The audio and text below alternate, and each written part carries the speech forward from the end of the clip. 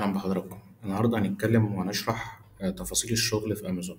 أي حد ما عنده عربية عاوز يشتغل كمندوب شحن في شركة أمازون، النهاردة هنعرف مع بعض كل التفاصيل الخاصة بإنك إزاي تشغل عربيتك أو تشتغل بيها كمندوب في شركة أمازون. شركة أمازون شركة كبيرة وشركة عريقة ومعروف انتشارها الواسع ومعروف التعاملات بتاعتها، وإن مشاكلها قليلة على الأرض مع العملاء. فهي واحدة من الشركات اللي الناس كتير قوي بتحبذ الشغل فيها أو تشتغل داخل المنظومة بتاعتها. طيب، عشان أشتغل في شركة أمازون إيه اللي أنا محتاجه؟ أول حاجة هنتكلم عليها عشان أقدر أشتغل في شركة أمازون، محتاج إن أنا يكون سن معدي 21 سنة، تكون البطايق والرخص بتاعتي سارية، يكون مدير العربية بتاعتي معدي 2000. تمام، دي أول حاجة. طيب، لو هنتكلم عن المناطق اللي محتاجاها أمازون محتاجة ناس حاليا أو محتاجة مناديب دلوقتي في مناطق القاهرة والجيزة وطنطا واسكندرية. طيب، إيه المناطق اللي محتاجاها في القاهرة؟ محتاجة مدينة نصر بالأخص، وبرضه محتاجة التجمعات ومحتاجة كل ضواحي مدينة نصر. تمام. يعني تقريبا القاهرة كلها، بس التركيز الأكتر اللي أنا يعني عارفه إن هي محتاجة دلوقتي في الوقت الحالي أكتر ناس لمنطقة مدينة نصر وضواحيها. طيب، بالنسبة للجيزة هي محتاجة ناس في أكتوبر ومحتاجة ناس في منطقة إمبابة. بالنسبة لطنطا أو للغربية، محتاجة ناس في الغربية ومحتاجة ناس في أشمون ومحتاجة ناس في المنوفية. ودول بتخدموا من فرع طنطا. بالنسبة لإسكندرية هي محتاجة برضو إسكندرية كلها. بس هنتكلم هنا في تفصيلة صغيرة، إن بالنسبة لإسكندرية هي بتحتاج الفان أكتر، هي مش بتحتاج ملاكي فيها. بقية الفروع التانية محتاجة فيها ملاكي ومحتاجة فيها فان، فلو أنت معاك عربية فان أو معاك عربية ملاكي تقدر تشتغل في الاتنين، ده بتوفره أمازون. طيب، لو هنتكلم عن الجزئية الخاصة بالمرتبات أو بالأسعار، بتختلف من كل فرع والتاني. أمازون بتمشي بمبدأ أو بنظام اللي هو مرتب زائد عمولة. طيب، أنا مرتبي زائد العمولة ممكن يعملوا كام؟ مرتبي زائد العمولة متوسطات المرتبات بالنسبة للملاكي حوالي 18,000 جنيه. بالنسبة للعربيات الفان فهي بتعدي 23 و24 وفي ناس بتعمل 28. طيب، المرتب ده بيبقى تفصيلته إيه؟ تفصيلته إن هي مثلا لو هناخدهم فرع فرع، هنقول مثلا فرع زي فرع مدينة نصر، ده أنت بتاخد فيه أساسي 8500 جنيه وبتاخد 5 جنيه على الشحنة. طب أنا باخد كام شحنة في اليوم؟ أنا باخد حوالي 60 شحنة في اليوم. تمام.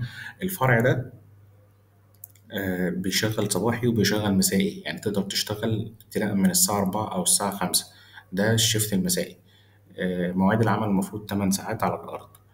طيب، هنتكلم عن فرع تاني اللي هو مثلا فرع أكتوبر. فرع أكتوبر الأساسي بتاعه 11,830 زائد 5 جنيه على الشحنة، وزي ما قلنا مدينة نصر 8,500 زائد 5 جنيه على الشحنة، وبرضه نفس عدد الشحنات اللي بتخرج بيها. لو أنت بتخرج بملاجي فأنت بتاخد 60 شحنة، لو بتخرج بعربية فان فأنت بتخرج بحوالي 100 شحنة متوسط يعني. طيب، لو هنتكلم عن منطقة زي منطقة طنطا أو الغربية، فأنت لو اشتغلت في فرع طنطا بتاخد أساسي تسعة 100 زائد 5 جنيه برضو على الشحنة. لو هتشتغل في منطقة زي كفر الشيخ أو المنوفية هتاخد فيها 13,390 زائد 5 جنيه على الشحنة. لو أنت ضربت ال60 في 5 هيطلع لك الرقم ده هتجمعه على الأساسي اللي عندك، هتلاقي نفسك بتعمل المبلغ اللي أنا قلت لك عليه. طب هل ده كل اللي بتطلعه أمازون؟ لأ، أمازون بتدي حوافز إضافية، بتدي 2 جنيه زيادة للبنزين على كل شحنة. بتدي حوافز للانتظام، يعني لو حضرتك يعني منتظم وما بتغيبش فأنت بتاخد إضافي. طيب، بالنسبة لإسكندرية فيعتبر إسكندرية أقل لهم 890 أساسي زائد 5 جنيه على الشحن. فحابب بس أكد إن إحنا زي ما على الفروع مرة تانية، الفروع اللي محتاجة القاهرة وبالأخص مدينة نصر، ممكن التجمعات، منطقة زي أكتوبر في الجيزة هي وإمبابة، منطقة زي طنطا وكفر الشيخ والمنوفية، منطقة زي اسكندرية. دي الأماكن المتاحة. الأسعار زي ما وضحتها كده، الثوابت بتاعتها زائد عمولة بتعمل حوالي 18,000 وكسور بالنسبة للملاكي، وبتعدي ل20 23 متوسطات. ده بالنسبة للعربيات الفان. ده بالنسبة للمناطق والأسعار. طيب لو هنتكلم عن طبيعة الشغل نفسه، أنا هعمل إيه بالظبط أو هروح إزاي، أو يعني ممكن تقول لي مثلا إديني مثال اليوم هيمشي إزاي. لو هنيجي نتكلم عن كده، أنت هتروح الفرع بتاعك الصبح، هتستلم الشغل بتاعك أو حسب الميعاد اللي هيحددهولك السوبرفايزر بتاعك أو المشرف بتاعك. هيقولك تعالى في ساعة معينة بتبقى أنت موجود فيها، وفي خلال نص ساعة بتحمل الشغل بتاعك وتبتدي تتحرك. أول حاجة بتراجع على الشغل بتاعك الأول. الشغل ده بيتحمل لك على ابلكيشن، الابلكيشن بيرتب لك خط سير، يعني كأنك مثلا بتوصل عميل كده، هو بيمشيك على لوكيشن، فانت بتمشي على العميل الاول التاني التالت الرابع، فده بييسر لك الموضوع، ودي ميزه مش موجوده في بقيه الشركات. يعني ممكن تلاقي الشغل بيبقى موجود على سيستم او ابلكيشن في الشركات التانيه، بس مفيش ان هو بيرتب لك الشغل اللي معاك. يعني الشغل اللي معاك هو بيرتبه لك عناوين، العنوان ده الاول ده التاني ده التالت، فده بيلخص عليك الموضوع. طيب انت بتشتغل، هل انا ممكن محتاج ان انا اشتغل الثمان ساعات كاملين؟ لا، انت بتشتغل الشغل بتاعك كله خلصته في ساعة في ساعتين في ثلاثة، فبتعمل عودة للفرع، بتورد الفلوس او الكاش اللي معاك، ولو معاك مرتجع او مؤجل بتسلمه وخلاص. طب اشتغلت ساعات اضافية عن الثمان ساعات بتاعتي، او كان معايا شغل كتير عن العادة، بيتحسب لك اضافي. طيب الاضافي ده قد ايه؟ الساعة ب 72 جنيه. ده بالنسبة للتفاصيل الخاصة بطبيعة الشغل في اليوم. معاك مشكلة على الأرض، معاك مشكلة مع عميل، ولو إن ده مش يعني شيء مستبعد شوية في أمازون، لأن أمازون زي ما أنت عارف خلاص، هو أنت حد بيتعامل مع شركة كبيرة، فلو عنده مشكلة في منتج، عنده مشكلة في حاجة، هو عارف إنه هيرجع للشركة، والشركة هتجيب له إيه، حقه في خلال 14 يوم، هترد له الفلوس بتاعته، فمش هيبقى معاه مشكلة. فانت الحته دي انت يعني يكاد يكون مش موجوده، بس لو حصلت فانت بيبقى معاك ارقام للدعم، السوبرفايزر بتاعك بيبلغه بالمشكله، وهو بيتصرف ويقول لك اعمل كذا، وبناء على الكلام اللي بيقوله لك انت بتتصرف. ده بالنسبه للجزئيه الخاصه بطبيعه الشغل خلال اليوم. طيب نقطه من النقط برضو اللي احنا ممكن نتكلم عليها او نتكلم فيها.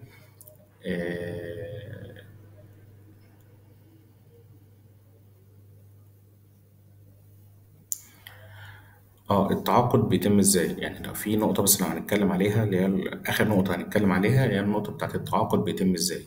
أنا هسيب لك في صندوق الوصف، أو يعني في التعليقات، أو في صندوق الوصف هسيب لك العناوين بتاعت الشركة وازاي تقدم فيها.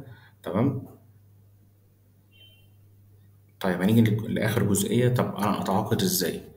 أو أنا خلاص معايا عربيتي وشايف إن أنا مستوفر الشروط، أعمل إيه؟ حضرتك هتجيب بطاقتك والرخص بتوعك، وأنا هسيب لحضرتك عنوان المقابلات ورقم للتواصل. تمام. هتتواصل مع الحد اللي موجود، هيقول لك، هيحدد لك يوم تيجي تعمل فيه مقابلة، ويكون معاك الرخص سارية والبطاقة يعني، والرخص سارية. هتيجي تعمل مقابلة في خلال 48 ساعة، هتمضي عقد في خلال 48 ساعة. هيكون اتعمل عليك استعلام أمني، لو تمام هيبتدي ياخدوا الإجراءات في اليوزر بتاع حضرتك.